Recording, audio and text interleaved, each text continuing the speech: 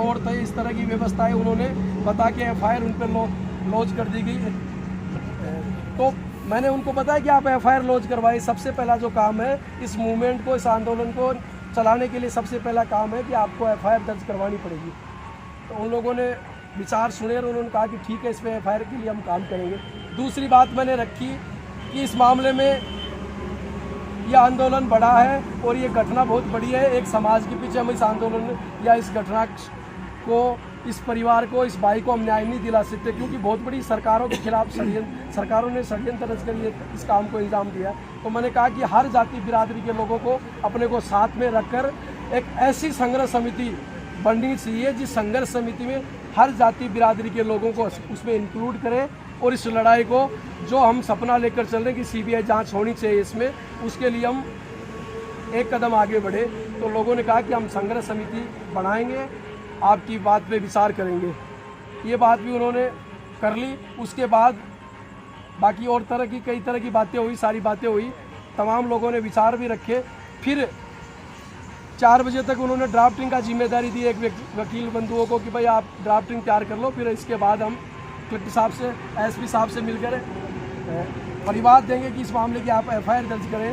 तो 4:30 बजे हम लोगों ने प्रतिनिधि मंडल, जिसमें पीड़ित परिवार का भाई, उसका कमलेश का भाई भी था, उसके ताऊ का पिता भी था, और भी उनके परिवार के लोग थे और समाज के वहाँ के लोकल लोग जो थे, सारे लोग उस परिवार देने का जो कार्यक्रम था उस कार्यक्रम में सारे लोग उपस्थित थे।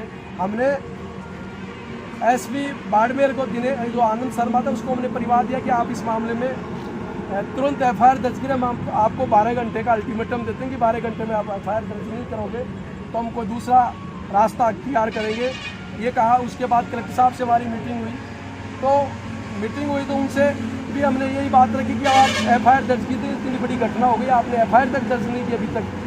तो उन्होंने भी ये कहा कि मैं SP साहब से बात करके FIR दर्ज करवाऊँगा। लेकिन 12 घंटे बीत जाने के बाद में भी कोई सिस्टम नहीं हुआ। इस दौरान एक नया षड्यंत्र इस बीच में देखा गया साथियों कि कांग्रेस की राजस्थान में सरकार थी, लॉ एंड ऑर्डर सारी व्यवस्थाएं सरकार की होती है, कानून व्यवस्था, पुलिस, गृह मंत्रालय के अधीन आती है, सारी व्यवस्थाएं थी।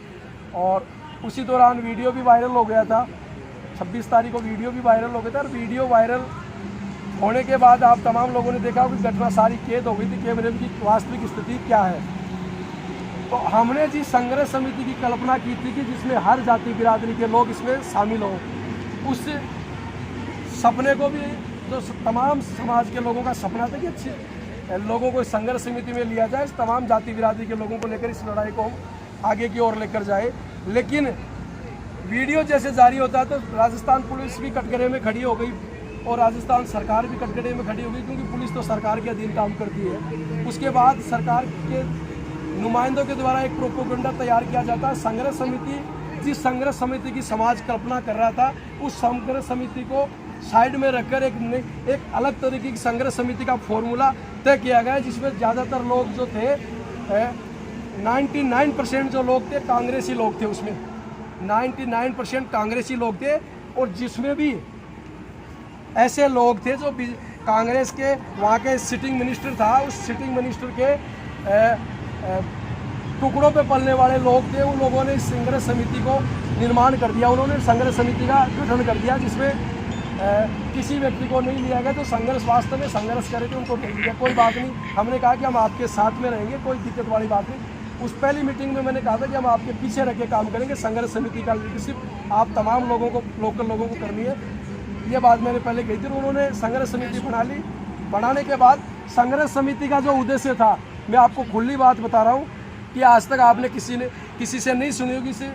इस आंदोलन को कुचलने के लिए भाई को न्याय नहीं मिले, CBI जांच नहीं मिले, इसके लिए कितने बड़े षड्यंत्र रचे गए थे। हमारे लोगों के द्वारा ही षड्यंत्र रचे गए थे और बड़े बड़े लीडरों के द्वारा ही षड्यंत्र रचा गया था। इसमें स्थिति ये हुई, संघर्ष समिति जो बढ़ती है, उस संघर्ष समिति का प्रथम जो उद्देश्य होता है, भाई कमलेश प्रजापति को न्याय दिलाना, CBI जांच दिलाना कोई उद्देश्य नहीं था उस संघर्ष समिति का। उनका उद्देश्य ये था कि 23 तारीख को जब समाज के लोग धरना प्रदर्शन कर रहे थे कलेक्टर ऑफिस के बाहर, उस दौरान कांग्रेस के मिनिस्टर और MLAs के द्वारा जो धरना और बॉडी को उठाने का जो षड्यंत्र रचा गया कि इस बॉडी का उठाकर इस मामले को ख़त्म कर दिया जाए, उस वक्त एक समझौता हुआ था जो लिखित में नहीं हुआ था, अनऑफिशियली मौखिक समझौता हुआ था। मौखिक समझौता क्या हुआ था, इस मामले की हम न्यायिक जांच करवा देंगे। ये समझौता अनऑफिशियली 23 तारीख को हुआ था, जब समाज के लोगों ने बॉडी लेकर बैठ गए तब। उस समझौते की पालना के लिए संघर्ष समिति बनी। जिस तरह की हम कल्पना करते हैं वो संघर्ष समिति नहीं बनी। उस समझौते को पालना करने के लिए संघर्ष समिति का निर्माण किया गया और 28 तारीख को संघर्ष समिति की पहली बैठक होती, 26 को एक अलग बैठक हुई थी, जो सभी तरह के लोग थे उसमें। उस संघर्ष समिति का उद्देश्य यही था, पहले ही उन्होंने तय कर लिया, जिस दिन संघर्ष समिति बनी थी उन्होंने तय कर लिया था कि न्यायिक जांच लेकर हम इस मूवमेंट को ख़त्म करेंगे, क्योंकि देश प्रदेश में ये आवाज़ उठने लग गई थी। हर तमाम जितने भी भारत भर के संगठन थे, सामाजिक संगठन थे, और जितनी भी छोटी छोटी जो समितियाँ थी, तहसील जिला स्तर की जो समितियाँ थी, या समाज के अंतिम छोर पे बैठा हुआ व्यक्ति भी ये मांग करने लग गया था कि ये CBI जाँच होनी चाहिए वीडियो वायरल होने के बाद। तो उन लोगों ने इस आवाज़ को दबाने के लिए संघर्ष समिति गठन कर ली और 28 तारीख को उनका उद्देश्य यही था कि 23 तारीख को पूरी ड्राफ्टिंग तैयार कर ली थी कि 28 तारीख को एक आम सहमति बनाएंगे, एक आम सहमति बनाएंगे। समाज के बाकी लोगों को भी बुला लेंगे, 10-12 लोग तो संघर्ष समिति में थे ही, बाकी लोगों को बुलाकर आम सहमति बनाकर न्यायिक जाँच का जो समझौता होता है उस समझौते की हम पालना कर देंगे। उस मीटिंग के दौरान पचपदरा के विधायक आदरणीय मदन लाल जी प्रजापति भी थे, बाकी भी और भी लोग थे। तो उस दौरान अलग अलग लोगों के विचार लिए गए। पीड़ित परिवार कह रहा है कि हमें